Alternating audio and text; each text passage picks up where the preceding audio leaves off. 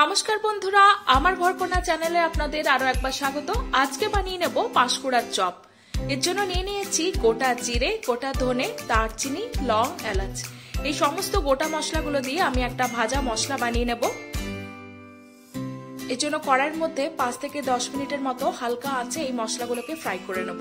দিয়ে দিয়েছি দারচিনি, লং, এলাচ, জিরে, ধনে আর দিয়ে দেবো শুকনো লঙ্কা। মশলাটাকে ভেজে গ্রাইন্ডারে গুঁড়ো করে নেব। আলুগুলো আমার সেদ্ধ হয়ে গেছে অলরেডি।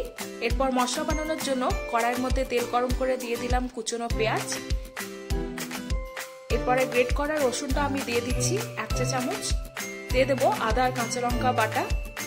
এই সমস্ত মশলাগুলোকে খুব ভালো করে ফ্রাই করে নিতে হবে। তারপর দিয়ে দেবো সামান্য পরিমাণ হলুদ আর দিয়ে দিচ্ছি চিকেন মশলা স্বাদ মতো। মশলাটা খুব ভালো করে ফ্রাই হয়ে গেছে। এরপর সেদ্ধ করা আলুগুলো আমি এই পর্যায়ে মিশিয়ে দেবো মশলার সাথে।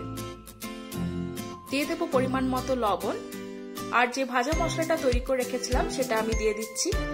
এরপর আলুটাকে মশলার সাথে খুব ভালো করে মিশিয়ে একবার ফ্রাই করে নেব। আমাদের আলু পুরোপুরি রেডি হয়ে গেছে। এরপর বেসনের ব্যাটার বানানোর জন্য দিয়ে দিলাম লবণ, দিয়ে দিচ্ছি খাবার সোডা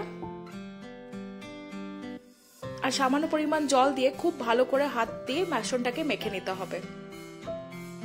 যখন বেসনটা এরকম ভাবে পুরো স্মুথ হয়ে যাবে তখন এটাকে আমরা 5 থেকে 10 মিনিটের মতো একটু রেখে দেব। আপনারা দেখতে পাচ্ছেন বেসনটা পুরো স্মুথ হয়ে গেছে। এরপর আলুগুলো থেকে চপের আকারে আমি এরকম ভাবে করে নিচ্ছি।